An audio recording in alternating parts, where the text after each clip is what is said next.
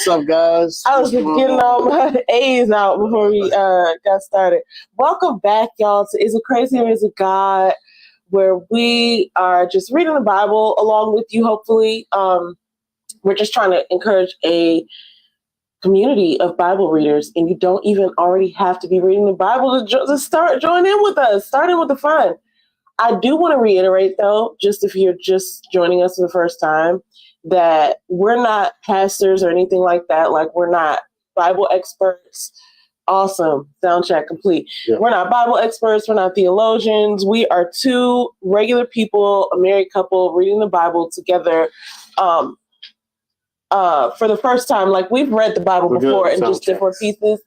The production over here. We just do live sound checks, guys. It's okay. Yeah, I just want to give all the disclaimers because, you know, it's important for people to realize that, like, you have to do your own research. Even sometimes I'll just go so far as to say, even if somebody that you trust, you know, is telling you something about God's word, you know, you're still responsible for going to look it up yourself. You're still going to have to, you know, do your own research. And not, you know, need any distrust in anybody, but especially because we're coming to you online and on social media, I just want to say that it's probably obvious to a lot of people, but I think it's just always good to just clear that up. We're not claiming to know exactly what we're talking about. We're literally just reading this together and we're interpreting it in our own way. Like, however we interpret it might not be correct. So I just want to put that out there, but it's still a good time and it's really fun. So we just want to, you know, put that out there. Yeah. So okay. So let me ask you. Yeah. How did you apply the word this week, or what did you what did I learn? What did you learn this week? Ooh, I think this week, I think right now I'm in the season of connecting with God closer. Mm-hmm. And he's teaching me things. He's teaching me basic principles. Mm. And for instance, he's teaching me patience and accountability. I'm learning that this week. It's more so the patience, right? So as you guys know, I have 2 more YouTube channels. I have plus this one, and so there's Faith, right? So, and then we have jobs. So God's teaching me to not only rely on him, but have patience and run my race. That's what I learned this week. Oh, right? Wow. Because with patience, my mission is not to outrun anybody. It's outrunning myself. Yeah. Right? It's very a simple term. You're running the race by yourself, and there's nobody else that is beside you. If you just focus on yourself and God, you're going to accomplish everything. Mm-hmm. You can't worry about what the person's doing next to you. Can't worry about this person's doing to you. Mm-hmm. Famous story.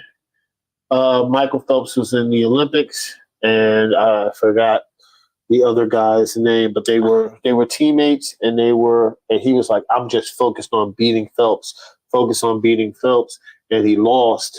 And people asked Phelps what he was focused on. He was like, I'm focused on me just trying to focus and win. Right? That's just a great story. And you just got to remember that it's not about what everybody else is doing. You got to focus on you. Patrick Mahomes is not worried about nobody else. Tom Brady, Michael Jordan, Tiger Woods, Kobe Bryant, LeBron. They are focused on their mission, right? I just like to compare it to sports because I think it's relatable for everybody, and I love it. So that's what you're going to hear from it. And I need to relate it back to the Bible, right? So we're reading about Joseph. When I'm saying I'm running this race, I'm not saying that I'm not worried about people. I care for people and I love people. I'm just not I'm focused on being in tune with God first. So, you know what I'm saying? When I'm saying I'm focused on myself, I'm not focused when I say that I'm focused on myself, I'm just relaying it back to following God's principles and guidance. And I'm not worried about irrelevant, silly myths. Because when you start worrying about what other people are doing, worrying and caring are two different things. Right? Doesn't mean I care for my wife. I care for people around me. And I love people around me. But when I'm saying patience and focus on me, I'm talking about worrying and anxiety and fear about everything else around me except for me. So that's what I learned this week. That's awesome. I was trying to get this picture up of Michael Phelps because I literally just Googled it, but it's it's not. I don't think it's coming through, but it's okay because I'm just gonna keep going. But I love what you said there. Like, I feel like it's one of those things where in the picture, that's why it was so dope because the guy is literally in his swimming lane looking at Phelps, and Phelps is looking at. Oh, there it is. Okay. It just came through. I'm going to try to pull it up. But, I think Oprah says something similar to that about running your own race. What's funny to me is what's interesting to me is that the way that Oprah says it is exactly the way that this picture is. So what happens is when you are looking over in the next lane, you're taking away from your own focus, right? And this is like the perfect example of that. I don't know if you can see that. Let's see. Yeah, you can see that this man, I don't even know his name, and it's wild because I'm sure his name is down here somewhere. This man, Chad Close of South Africa. I don't know. Listen, it's probably more than one person because Michael Phelps is like the fastest person, right? But if you can see his face looking at him like, oh, I gotta beat him. And it's like, he should be looking ahead. Right. And that's really cool that you brought that up because I think that's just something we could all keep in mind. It's like so easy, especially with all the distractions from just life and social media. It's so easy to get caught up in something that you're not even supposed to be focused worrying on. About somebody else when it's not, you can't worry about. Worrying is an irrelevant, silly myth. It doesn't exist. It doesn't exist. Joyce Meyer had this one service one time, which I was listening to her. She was saying like, worry is like pride because you're relying on your own self to figure this out. I just gotta figure this out. I gotta figure this out on my own time. And it's like, give it to God. If God wants you to be victorious, you'll be victorious. That's it. And that's really a good reminder because I'll tell you, I struggled this week with applying the word. I think I had a pretty good week as far as all is concerned. Blessed, super blessed. But I struggled this week on being distracted by irrelevant, silly myths. Things that, I was concerned would turn out, in a certain way. And it just never was my battle. I literally prayed and repented because I was judging people and I'm just going to be honest. That's what we do here. I was judging people. I was putting blame on people. I assigned people sinister motives, like, oh, they're doing this on purpose to me, right? Like, or they set me up or whatever. Like, nobody set me up. It's not like a Marion Barry or something, but it's just, may he rest in peace. But I mean, that's just the last person I can remember saying they set me up. But it wasn't nothing like that. But it was like, I felt like I was at a disadvantage and I felt like people were doing things to contrive against me. And I was wrong, first of all. But even if I wasn't wrong, I shouldn't have even been thinking about that because that's outside of me. I can't control what somebody's doing or saying or thinking. And so it just really didn't serve me. I'm just going to be so honest right now because all the time that I spent talking about what I thought was happening, thinking about what I thought was happening, it was adding stress onto me, adding stress to my, to my life, to my body. And, come to find out that it wasn't even true. But if it was, like, it still wouldn't have been beneficial to me to be trying to figure out what somebody's doing. It's more beneficial to me to be focused on doing whatever I'm going to do anyway. So I guess I wouldn't say I learned that this week. I will instead reserve that because I don't think I fully learned that. I think I observed that about myself. Mm-hmm. And one other thing that I think is happening while we're reading the Bible is that God is revealing things, I know, to me about myself, and he's revealing them to me in private. So nobody else knows, but I know that, like, oh, wow, I'm super flawed right here, or, ooh, this is ugly.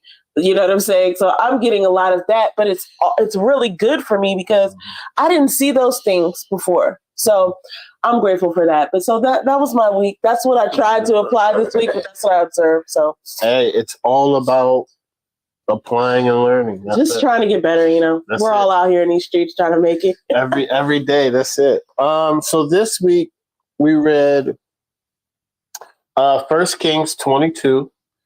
2 Chronicles 18, and we read 2 Chronicles 19 through 23, and Obadiah, which is the smallest book in the Old Testament, and Psalms 82 and 83. Now for 1 Kings 22 and 2 Chronicles 18, this talks about the death of King Ahab, which was very interesting. God delivered on his promise. Let's just say that. The kings of Jehoshaphat and Isaiah and the prophet King Ahab and the prophet Micaiah. Yeah. Yeah, Micaiah. Okay. Sorry, guys. The names are, and there's so many names, it's so easy to get confused. But listen, that's why we need your help. Yeah. We need you guys to read along with us. And if you know a name or a pronunciation, certainly feel free to comment and let us know. I was a quick side note. I was on my podcast, Homecoming, and I tried to say a young man's last name, and he was Nigerian, Rose Nigerian. Oh. And I butchered the name, and I was like, what has America done to America? What has America done? Oh my gosh, we're so arrogant. I feel like if we go to another country, and then I just told her, it reminds me of reading the Bible. Like, yeah. You know, I'm trying. We're trying. I'm trying to get better. Just know that it's not intentional or offensive. Don't take offense to my ignorance. Mm-hmm. It's mine. Okay? Heard. Yes, King Ahab actually had a gruesome death. Oh my gosh, it was wild. Yeah, some of this stuff, y'all, it's not rated. It's not G-rated. It's like this stuff is real. Somebody should make a Netflix series. I mean, I don't know if that's. I don't know. I mean, because you would have to get everything accurate. I don't know. You know, that's a really good point. It would have to be like a pastor or something. It would have to be a pastor, or a team of pastors, a team of theologians, because it's like, even with the way we might interpret something and the way something might look in the background, I would just be so leery of that. But I mean, hey, look, people do cartoons and stuff, so yeah. All right, look, let's get into it. Yeah. This is going to be a shorter live because we got to go somewhere after this. We got to go. But today... We got to go. We're going to church. Normally, we do this on Saturdays, but it didn't work out that way yesterday. So we're coming live to you on a Sunday today, and we're going to get it in before we go to church, and then we're going to get the word from there. Yeah. So we just soaking in the word today, and I need it. So... Yeah. All right, so let's go over this. What are we over right now? We're at is it 1 Kings? Yeah. 20. We're just talking about 1 Kings 17 through 19. Ahab was killed in battle because he tried to trick another king by disguising himself. Yeah. He disguised himself not as a king, and then kind of like, so when you're wicked, you do wicked things. I learned about reading Proverbs, like you're always into wickedness, right? And I'm not talking about, not most people aren't wicked, guys. You know, most people just living their lives. They're good people. You know what I'm saying? This is the people you see in a grocery store. But it's that other percentage that is wicked. And what I'm learning about wickedness, it just leads you down the path to wickedness. Like, you don't even try to be wicked, but because you're wicked, you do wicked things. And it's just like you just keep testing the mark. I think that momentum goes in both ways. When you start doing good things, like, you know, for instance, like you start working out, you're going to want to eat right. You know, you don't want to mess up your workout. But if you go some time down the rabbit hole of like social media and you're sitting there for 30 minutes, it's easy to keep going. And that's not really necessarily good for you. So I think it's the same way with wickedness. Yeah. You know what I'm saying? When you're trying to do good, it's one thing. But when you're just allowing yourself to just live out your worldly desires, it gets easier and easier to do worse and worse, and then you just go further and further. We've seen that in some of the documentaries of serial killers and things like that. It's just like that's even more intricate than the last one. Let's do this. It's like, you don't even have to try. But I did notice something about this. I do think we should get to the questions because I could talk all day about it. Yeah. So, the false prophets were bringing fake news before the king in Chronicles. Do we have false prophets today? And do they usually predict good news? I think we're reading questions from TeachSundaySchool.com, the 365 daily Bible reading plan. I think it's interesting that they use the term fake news because I was actually... No, it says predict good news. I thought you said right here. The false prophets were bringing fake news before the king. Yeah, no, that's above news. What I'm saying is the term fake news. I don't know. I only heard that in the political arena the first time I heard it. So I just thought that was interesting because the reason I thought it was interesting is because when it says do people bring fake news, it made me think of political. It made me think political. It made me. Initially, before we read that question, that's what I was thinking is that, sometimes politicians have been known to deliver whatever suits them at the moment. And as does some of the mainstream media. And people just present whatever narratives work for them. But in this case, so I want to answer the question specifically. Do we have false prophets today? Absolutely. Do they usually predict good news? Like I said, I think that they spin whatever story works for them, works for their, well-being or whatever they are trying to accomplish, their narrative or their motive. And I think I heard this from somebody very wise in the communication space. Mm-hmm. They were like, unfortunately, the best story is the one that people believe. So it's not necessarily the truth.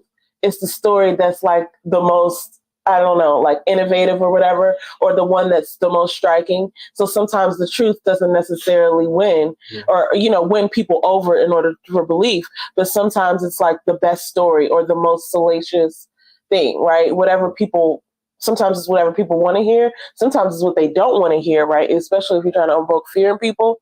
But yeah, I definitely think we have false prophets, people who want to be known for things, people who have something to gain from saying something untrue. Yeah. And I think that, especially in this day and age with social media and the way we think of celebrity and things, I think people seek out fame and fortune, and sometimes people don't care how they get it. So it's like, I think that's probably where we see it the most. Go ahead though. Yeah, I do. I think it is definitely false prophets, and I think you play right into it.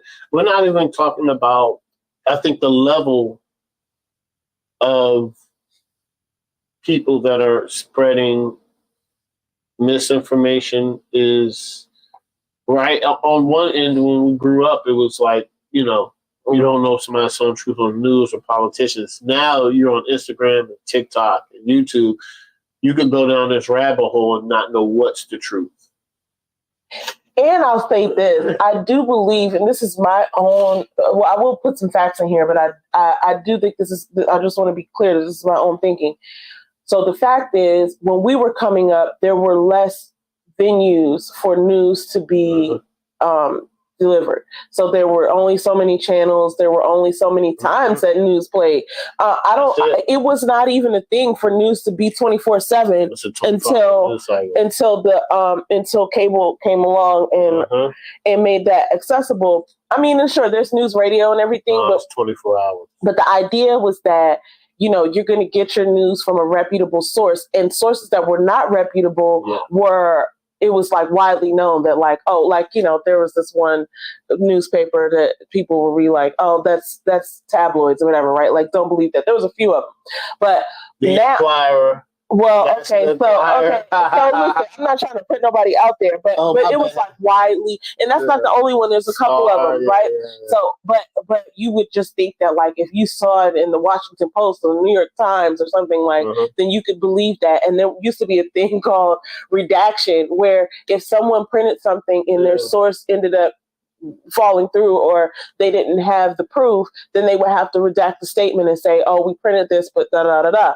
So, you know, I think the sources these days are a little less reputable because people are giving more of their opinion and they're not like sort of chained to the ethics that journalists used to be chained to or like used to drive them. And on top of that, now we have social media. And so it's far more likely that you're going to come in contact with somebody who's going to say that they know what they're talking about or going to be implying that they know what they're talking about and they don't have the information. You know what I'm saying? Like, you know, perhaps one of the news people that we would have watched on TV, you know, their reputation was on the line. And if they were giving misinformation, then they would be known for that. But now it's like everybody's talking and everybody's on social media. So it's just a dumpster fire sometimes. Yeah, but back to the question. So, false prophets, I think we have to go back to the Bible, and we have to realize that in the Bible, what they're saying is true, right? So if it keeps happening, they were false prophets all the way back in the First Testament with Pharaoh. So they're continuously to be false prophets. Same with the worshiping of Baal, right? It's probably continuous to this day. So there's always going to be false prophets. I'm a big sports guy, and I was realizing this because of the 24-hour news cycle. The journalistic aspect has kind of been snatched away. And so you're saying when you're reading New York Times and Washington Post, they're going to a source. Nowadays, where it's only a small amount of where you can get your facts from. Because because of this 24-hour news cycle, because people can put whatever they want, you know, on the internet, and they don't have a source of information that could be, you can end up going down a rabbit hole of irrelevant and silly myths that are not true. They're false, right? Artists like this show, we're reading directly from the Bible. We're talking about stuff from the Bible, so we're getting it from a credible source.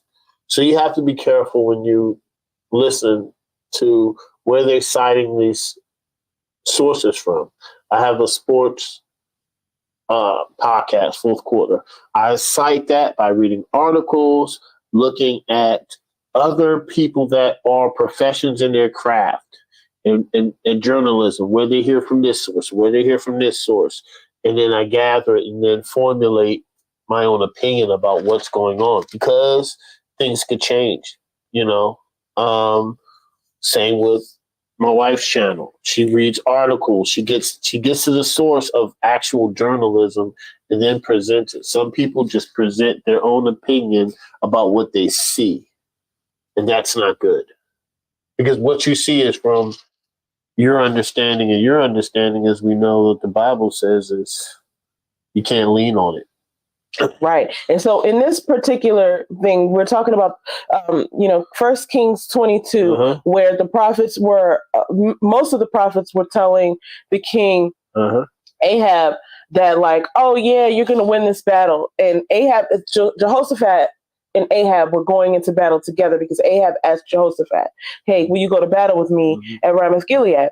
Now, Jehoshaphat this is really good. I want to say this. Jehoshaphat was like, will you ask God? Will you ask the prophets? Like, I want you to talk to God before we go. Now, here's what's interesting. He asked the prophets. The prophets were all like, you know, basically lying. And then he named this one prophet, Micaiah, the son of Imlah. He was like, I don't like him because he only brings me news good. He does never brings good news for me, but only evil. So I guess he meant that to think that like, okay, because he only gives me news that's bad or that he perceives to be bad, that this person was somehow evil. But really, it's like he's the only one telling the truth. Yeah. And I just thought that was so profound because sometimes you can be the only person telling the truth and you're going to feel crazy. Dude ended up getting thrown in jail for telling the truth. Yeah. But it was wild because even when they went to battle, there was still some stuff that was messed around. Mm-hmm. And but Jehoshaphat called on God. Yeah. And so he didn't get hurt, but it was wild. Jehoshaphat was one of the kings that relied on God's covenant in the Bible. Yeah. So okay, so let's keep going. I'm sorry, I got into that. Yeah. Now we have Obadiah and Psalms 82 and 83. Obadiah is Did you get here? I'm sorry. Second Chronicles 19:23. This is just talks about King Jehoshaphat. And then it talks about, as we know what Chronicles is, right? It's a chronicle order. So it talks about like the Baal of King Jehoram and of Judah. It talks about the Baal of King Isaiah of Judah, the Baal of Queen Attaliah, and how Queen Attaliah was overthrown. This basically says like it's just a snippet, and Jehoshaphat was one of the kings that early on destroyed all of the idols and worshiped God's covenant. That's why he listened to the prophet Micaiah that came and told King Ahab not to go. And then he told King Ahab how he was going to die. But Jehoshaphat didn't Jehoshaphat listened to Micaiah because Micaiah was a prophet and he got his. Well, somebody slapped Micaiah across the face. I can't remember who did that. I don't know why I thought it was Ahab. Somebody slapped him across the face because he was like, "Oh, you giving bad news or whatever." Like, and he was like, "Okay, I think that was you'll see." I think that was King Ahab because Ahab didn't believe. Oh, look, it's this person. Oh, the son of Chaniah, Zedekiah. He came up and struck Micaiah on the cheek. This is Second Chronicles 18:23. Which way, he said, which way did the Spirit of the Lord go when he departed from me to speak to you? He was probably one of the other prophets. I don't know. He said, it says Zedekiah, the son of Chinana. I don't know how to say it. But the point is, Jehoshaphat was more adept to, like, he was more in tune with like listening to what the truth, and it's a crazy thing because like sometimes it's hard to know what is the truth. I like to think if you're exposed to the truth enough, then you'll be attracted to it. So when you hear something that just don't sit right, it probably ain't right. You know what I'm saying? When something strikes you to go and look for more information, go and do that. Right. And then I just think there's something about just keeping yourself connected to God, because sometimes you're not going to have all the information. But if you have that connection to God, God is going to protect you. God is going to guide you. You know what I mean? So, but look, what does the question say? Oh, I'm sorry. Am I bothered? I'm messing you up. Well, let me just say this while you're looking at that. Okay. Jehoshaphat and Ahab went to battle. And at some point, Ahab said, "Oh, you keep the royal robe on and I'll dress like a warrior." And I thought that was like some old okie doke stuff, because it's like, oh, like when you already, I just feel like you shouldn't trust people. You know when you shouldn't trust people, sometimes you don't. But, hopefully God gives us the discernment that we need. But Ahab struck me as one of those people that's kind of like slick. And I would just be kind of like, watching him with the side eye. So when he asked his other, counterpart to say, "Oh, you keep your royal robe on and I'm going to disguise myself," the warriors were told on the other side to go and look for the king, who they were looking for Ahab. But because I think Jehoshaphat was also a king, they were just of different nations. Don't quote me on that though, or go look it up for yourself. But what happens is they're going to look for the king, and who's wearing the royal robes and looks like the king, Jehoshaphat. So I actually, and it doesn't say this in the text, but I actually am just kind of, my antennas are up a little bit about Ahab because I've seen him do so many other like weird things that I was like, I wonder if he did that on purpose to not even just to set Jehoshaphat up, but just to save himself. You ever see somebody like in a movie, they like pull somebody in front of them if there's a shooting? I remember in New Jack City, I'm telling my age here, in New Jack City, there was like this shooting in public, and somebody had like grabbed the children and was like holding the children up to shield themselves from the gunshots. And I just thought that was so horrible. I think it was Nino Brown. But anyway, don't want to be Nino Brown, but I feel like Ahab and Nino Brown got a little bit in common because I feel like he's tried to pull the okie doke on Jehoshaphat. Now, here's what's interesting about what happened. It didn't matter because even though Jehoshaphat was wearing the royal robes, when the people came and thought that he was the king, or thought they were who he was looking for, who they were looking for, they recognized that it wasn't him. And then because Jehoshaphat prayed to God, he reached out to God and God protected him. So even if you're in the streets with these people who are being slick, God is still going to protect you if you have that covering over you, if you have the heart after God. That's what I'm getting from the text. I mean, it doesn't always work out the same for everybody, but I just thought that was interesting. Okay. Now what was the question? I'm so sorry. The question was, two of the biggest temptations are power and riches. How can we keep our thoughts from being affected by these, like Queen Attilia's were? Queen Attilia, that was the mom, right? She killed the whole royal family. Mm-hmm. Because her son died and she wanted to reign. So the biggest temptation. We just talked about this. Is like power, like I guess I said fame, but power, fame and fortune. But fame is somewhat power, right? But power and riches. So go ahead and answer that. What do you think? How can we keep our thoughts from being infected by temptations of riches and power? I think the simple one is just be rooted in God, right? So the problem is God has given these, it's not a problem, but God has given laws that we can be governed by, and the laws are very simplistic and easy, right? Love, trust me, listen to me, obey my commandments, and you'll get all of this. But the problem is we start leaning on our own understanding, and what happens is with power, we get prideful, and with pride leads to power. And when you're put in certain positions, you feel like that you can take control and have control over people. You can determine how you impact people's lives. Mm-hmm. And that is probably a good feeling for people, right? Like you have control. That's what everybody wants in life, control, right? They can control their outcome. You can control how many people you govern. You can control the laws of how you want to see fit, right? You're king. I don't like this. I don't like to be loving and kind. I want to get all the money and all the power. But then how we stop by doing that is doing the opposite, which is what God calls for, right? Being loving, being understanding, being kind, having steadfast love tied around your neck, right?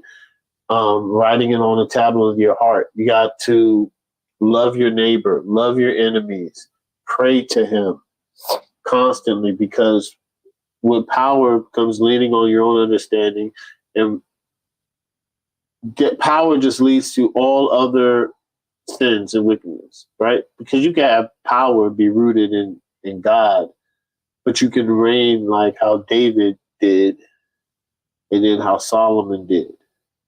Now, both of them had a very interesting end, but you can't take away from what they did. Yeah. So that's kind of because they both had power and they reigned perfectly, but they both followed God's covenant. Yeah. That's it. Agreed. Okay, let's continue. All right. This is Obadiah, which is the smallest book in the Old Testament. And we read Psalms 82 to 83. And Obadiah talks about how the Israel was split, right? Because you have North and South Israel. And I learned from the shout out to the Bible Project, I learned that Edom were descendants of Jacob. Jacob and Esau were brothers that we talked about. Jacob went to become Israel with the 12 tribes. Esau, Edom. So the people of Edom are descendants, and they're still kind of bickering back and forth. So Obadiah kind of like just tells the story of that. Mm-hmm. It tells the story of how God is going to correct it all once again, like he always does. Just remember, God always corrects. That's just because we believe he should correct it according to our time. That doesn't. No, we remember God. Time doesn't exist to God. It only exists to us because we ate. We were focused on lack and ate the fruit. That's listen to the devil because now we surely will die once we ate the fruit. Anyway, this because time started to exist. So the questions are you waiting for God to bring justice to you? Okay. And how do these passages help? Okay. So I will say that there are some times where I feel like God is, and this happened, fairly recently, where I feel like God is going to bring justice to me. I think the passages help me in a way where, just like other passages, but I'm going to get into something opposite. It helps me just to remind me that what others have been through and that God is faithful, right? And like these other people go through these things too. Mm-hmm. But this actually did Obadiah, and I'm really putting emphasis on Obadiah. There's only one book, but Obadiah 1:11 and 1:12, right?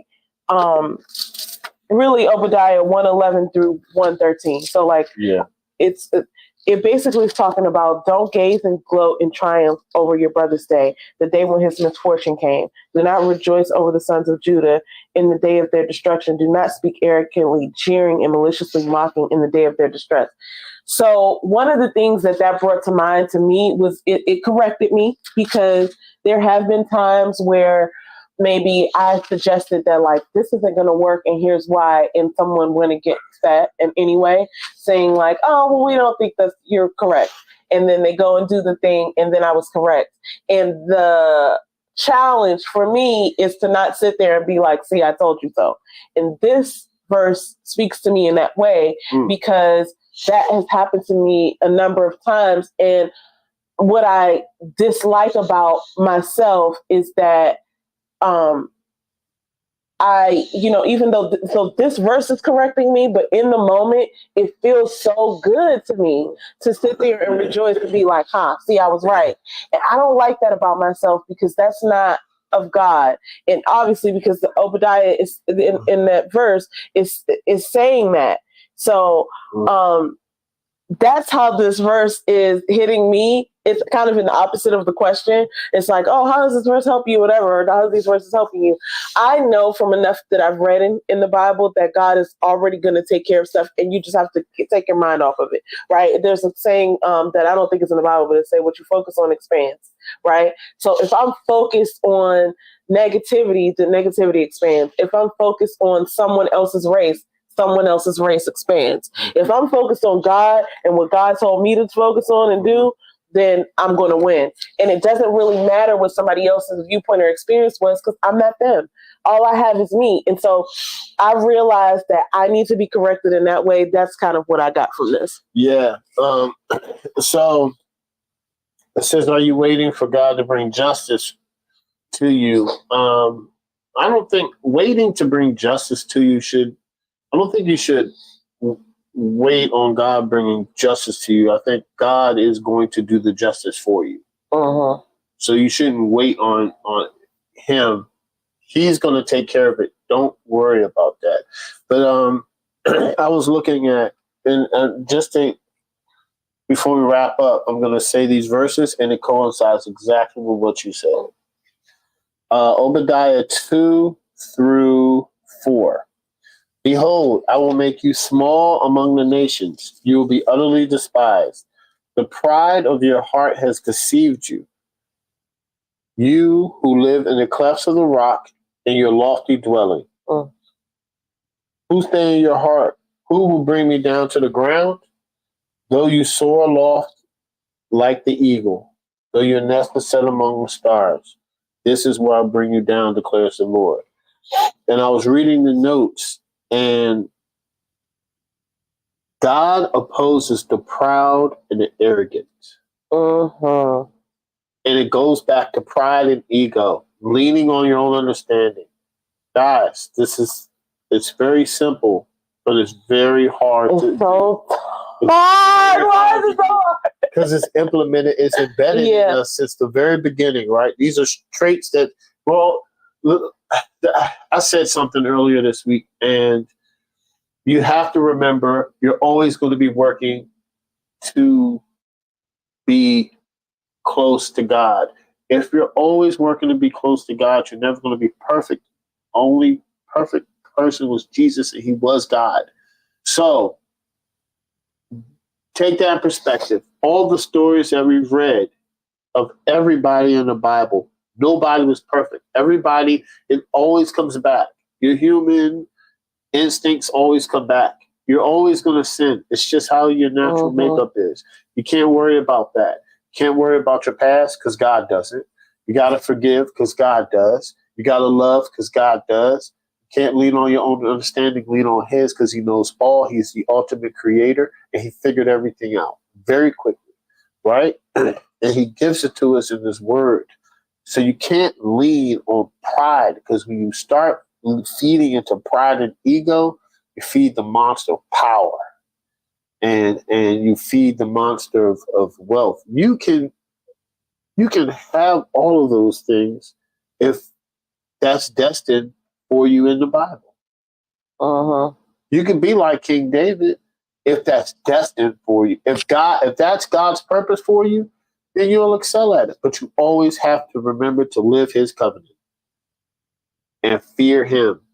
And fear of the Lord, shout out to Manny, is foresight. And fearing the Lord is doing the opposite of what the world does, because the world doesn't know what's going on. The world is just here functioning.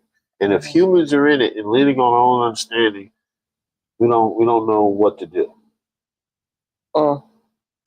Well said. Listen, everybody, we're so grateful that you joined us for another episode of Is It Crazy or Is It God? I'm going to go ahead and we're going to wrap up. I'm going to ask you if you have any shout outs. I actually don't have any this week. Nah. There's one person that comes to mind, but I think I'll wait for next week because I got to watch this and read his book. But we just appreciate y'all coming to watch, and hopefully you are inspired to pick up your Bible and read along with us. You don't have to read exactly along with us. There's plenty of episodes where we go over what we've read thus far. We're about halfway through the Bible. It's probably going to take us through the year to finish. We're just grateful to have you join us. As we always say, don't take our word for it. Go to the source. Read your Bible. All right, guys. Thanks again for joining us. Oh, wait, I forgot to ask you. Did you have any shout outs? No. Okay. I'm good to go. All right. Bye, everybody. Bye.